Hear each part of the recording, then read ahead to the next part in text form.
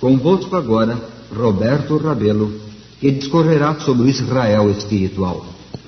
Uma das mais estranhas coisas que se observam no cristianismo popular é o antagonismo frequentemente manifestado para com tudo que é judaico. Sob o Velho Concerto ou Velho Testamento, Deus escolheu o povo de Israel, às vezes chamado judeu. A rigor, os judeus são apenas uma das 12 tribos de Israel para ser seu povo peculiar. É compreensível que haja oposição e preconceito da parte do mundo contra o povo escolhido. O mundo naturalmente está em inimizade com Deus e com o povo de Deus. Tal atitude é causada por Satanás e por seu ódio para com Deus e sua lei. Mas que professos seguidores de Cristo tenham tais sentimentos é quase além de compreensão. Uma das principais razões para a preservação do antigo Israel como povo do concerto foi a prometida vinda de Cristo e o reconhecimento dele como Messias. É estranho, pois, que o professo povo de Cristo hoje despreze o que tem a ver com os ancestrais do Salvador. É fato que as autoridades do Israel nominal nos dias de Cristo rejeitaram o Senhor como Messias, mas esse ato não foi praticado pelo verdadeiro Israel. Os que rejeitaram o Senhor não eram israelitas no verdadeiro sentido da palavra. E precisamente por rejeitarem o Messias, foram eles rejeitados por Deus como nação escolhida. O verdadeiro povo de Deus no tempo de Cristo não cessou de ser o seu povo. Um israelita é proeminentemente um homem de fé que tem poder com Deus, um vencedor. Isto é o que significa a palavra. Na antiguidade, o nome do patriarca Jacó foi mudado para Israel porque ele prevaleceu com Deus, como lemos em Gênesis 32, 28. Diz o apóstolo São Paulo, porque não é judeu quem o é apenas exteriormente, nem é circuncisão a que é somente na carne.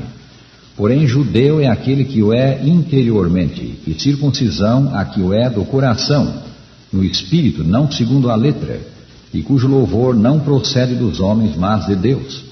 Romanos 2, 28 e 29. Que é que faz de um homem um israelita interiormente? Que resultará dessa circuncisão do coração? Bem, há 2 pontos em que o antigo Israel falhou. O Salvador Jesus Cristo disse que eles falharam em guardar a lei de Deus, segundo lemos em São Mateus 15. E a crucifixão de Cristo mostrou que eles rejeitaram o Messias quando este veio. Essas 2 falhas provam que, como nação, eles não eram israelitas interiormente.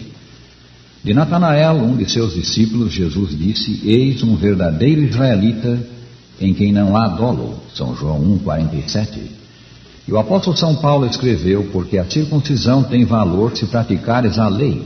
Se és, porém, transgressor da lei, a tua circuncisão já se tornou incircuncisão. Romanos 2, 25.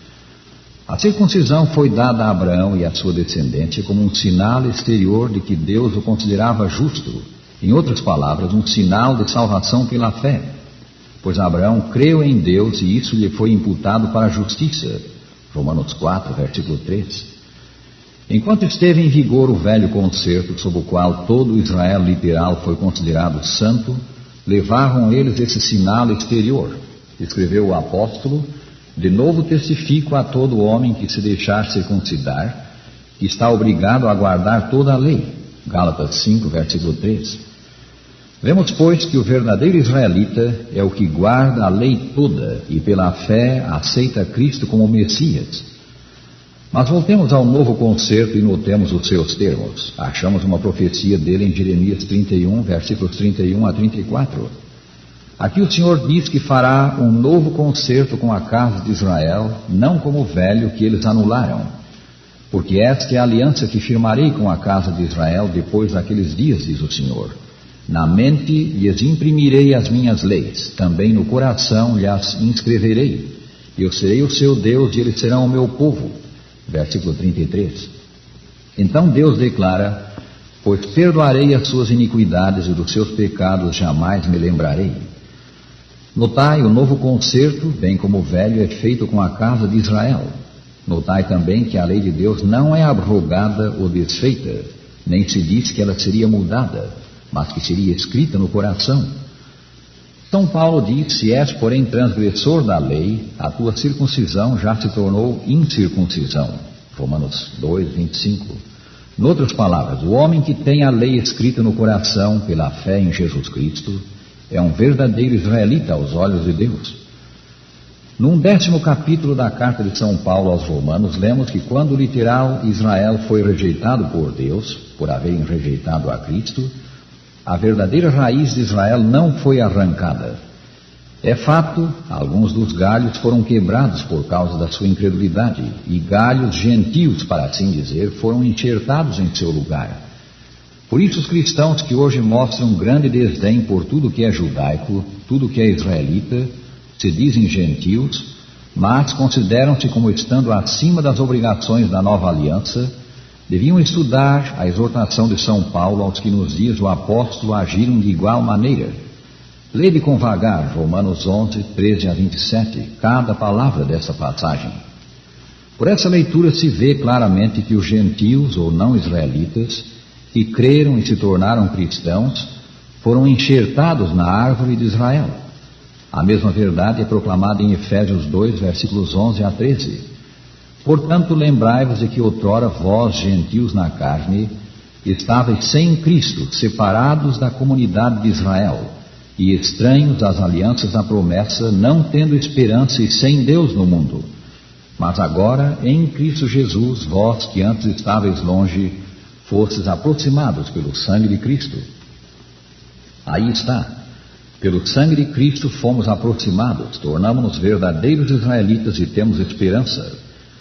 Temos fé em Deus, compartilhamos as alianças da promessa e pertencemos à comunidade espiritual de Israel. Prezado amigo, não sejas gentio espiritualmente falando. À luz dessa escritura, o que é gentio está sem esperança e sem Deus no mundo. Isso prova que para termos parte nas alianças da promessa devemos tornar-nos israelitas no sentido espiritual. Em Romanos 9, versículo 4, o apóstolo São Paulo declara que aos israelitas pertence-lhes a adoção e também a glória, as alianças, a legislação, o culto e as promessas. A quem foram feitas essas promessas? A Israel. Elas foram dadas a Abraão e sua semente, repetidas a Isaque e a Jacó. Segundo Romanos 4, versículo 13, elas não abrangiam só a Palestina, mas o mundo inteiro. É somente pela virtude de ser semente de Abraão que podemos ter parte nessa herança. Havia nos dias de Cristo os que pensavam ter direito a um lugar no reino do céu, tão só por serem descendentes literais de Abraão. A tais São João Batista advertiu: não comeceis a dizer entre vós mesmos, temos por pai a Abraão. Porque eu vos afirmo que destas pedras Deus pode suscitar filhos a Abraão. Lucas 3, versículo 8. Notai, se aquelas pedras fossem transformadas em gente, não teriam parte no céu a não ser que se tornassem filhos de Abraão. Mas como podem os gentios tornar-se semente de Abraão? Como podem eles se beneficiar das promessas? O apóstolo responde: ora, as promessas foram feitas a Abraão e ao seu descendente. Não diz e aos descendentes, como se falando de muitos, porém como de um só, e ao teu descendente, que é Cristo. E se sois de Cristo, também sois descendentes de Abraão e herdeiros segundo a promessa. Gálatas 3, 16 e 29. Isso explica como homens de toda nação, tribo, língua e povo, mesmo os que viveram antes dos dias de Abraão, podem entrar na herança final como herdeiros de Abraão. Como vemos, os judeus foram feitos depositários da revelação de Deus, da palavra de Deus. Se isto era verdade debaixo da velha aliança, quanto mais sob a nova, pertence-lhes a adoção e também a glória, as alianças, a legislação, o culto e as promessas. Romanos 9, 4. Que mais? O apóstolo afirma que a soma dos bens que esperamos pertence a eles, ou nos vem por meio deles. Pois diz São Paulo, deles descende o Cristo. Romanos 9, 5. E Cristo mesmo afirmou, a salvação vem dos judeus. São João 4, 22. A nós cristãos cumpre guardar-nos e condenar como judaicas as coisas pertencentes ao plano de salvação, pois assim procedendo desprezamos nossa primogenitura, como fez Esaú. Que fez surgir esta hostilidade cristã às coisas de Israel? Essa atitude centraliza-se na hostilidade à lei de Deus. Que há na lei de Deus que para alguns cristãos é tão odioso? somente uma coisa, o sábado do quarto mandamento. Muitos cristãos reconhecem a validade dos restantes 9 mandamentos, mas condenam o quarto como judaico.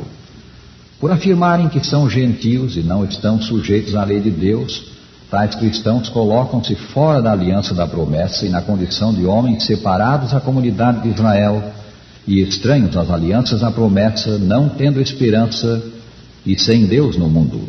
Efésios 2, versículo 12. Pensai nisto e apercebei-vos de que somos filhos de Deus, semente de Abraão, se pertencemos a Cristo. E se sois de Cristo, também sois descendentes de Abraão e herdeiros segundo a promessa. Gálatas 3, 29. Olhemos para cima, ergamos a cabeça, ao vermos Jesus, que nasceu da descendência de Abraão, segundo a carne, e que era o Filho de Deus, nosso divino Salvador. Cristo estava com Deus antes da criação do mundo, e vindo ao mundo morreu por nós para nos levar a Deus. Virás a Cristo pela fé, rádio ouvinte, aceitarás hoje a divina dádiva da salvação que há nele. Um grupo de pessoas foi visitar uma velha igreja de interesse histórico. O sacristão lhes deu a chave e disse: podeis abrir a porta e entrar. Eu lá estarei dentro de alguns minutos. A chave, porém, não movia a fechadura. Os homens puseram força, mas sem resultado. Chegou enfim o sacristão, que explicou: esqueci-me de vos dizer que a porta já está aberta.